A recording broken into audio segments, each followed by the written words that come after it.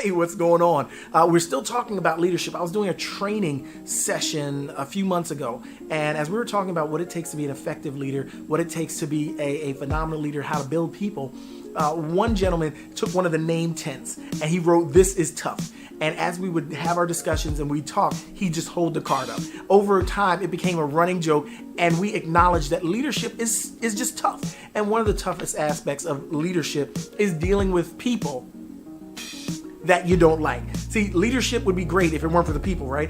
But see, the funny thing is all of us have people that we generally click with. We genuinely just like them, and people we just don't like. And there are people that aren't like us that we just don't get.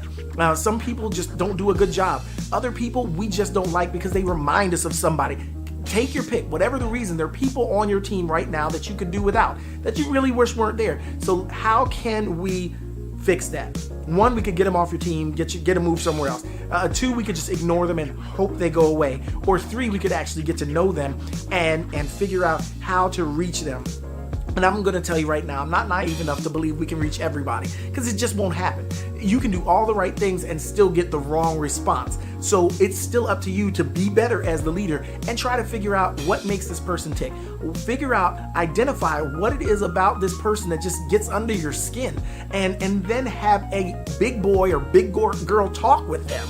And this is where most leaders fall off. We'll talk to the wrong people, or we'll abuse the power, right? But what I want you to do is I want you to have a heart-to-heart. I want you to ask them some questions. Take them out to lunch. Sit with them. Figure out what's going on. Or even have a 30-minute meeting in your office so that you can get to know them a little bit better, understand their situation, because most people want to do a phenomenal job. They just can't. And it's your job to unlock that potential as a leader. It's your job to sit with them and help them become as awesome as they can be, because at the end of the day, your responsibility is for the project and for this person.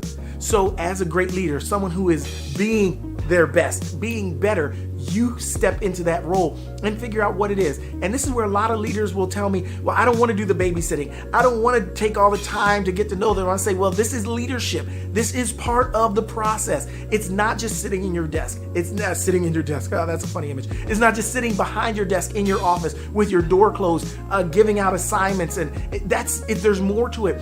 Leadership has a human element, and it's your job to unlock the potential in that human element. And guess what? You just might make a friend or two, or at least lessen some friction on your team, because that is definitely part of your job, because you're trying to get the job done. And the job gets done through what? That's right, people. Job gets done through people. So today, I just want you to remember, everybody on your team is valuable. They're there for a reason. You may not get along with them, you may not like them, they may never come over for barbecue. But at some point, as the leader, you've got to bring that olive branch. You've got to try to make peace. You've got to try to get over what hurdles are there, because that's the mature thing to do. That's the leadership thing to do. That's the better thing to do. And that's what you should do, because you are growing into a phenomenal leader. So we're done. Between now and the next time, make today count.